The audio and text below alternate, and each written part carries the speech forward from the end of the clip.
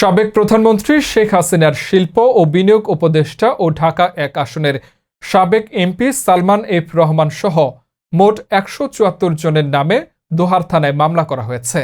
শনিবার দিবাগত রাতে উপজেলার বিলাসপুর ইউনিয়নের রামনাথপুর এলাকার শাহজাহান মাঝি বাদী হয়ে মামলাটি দায়ের করেন।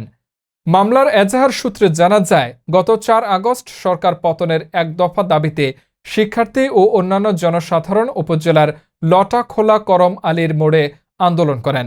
এ সময় মামলার প্রধান আসামি সালমান এফ রহমানের পরোক্ষ হুকুম ও দোহার উপজেলা পরিষদের সাবেক চেয়ারম্যান আলমগীর হোসেনের প্রত্যক্ষ হুকুমে শান্তিপূর্ণ মিছিলে মামলায় উল্লেখিত আসামিরা ৬টি ককটেল নিক্ষেপ সহ দেশীয় ও আগ্নেয়াস্ত্র নিয়ে হামলা চালিয়ে মামলার বাদীসহ বেশ কিছু শিক্ষার্থীদের গুরুতর আহত করেন।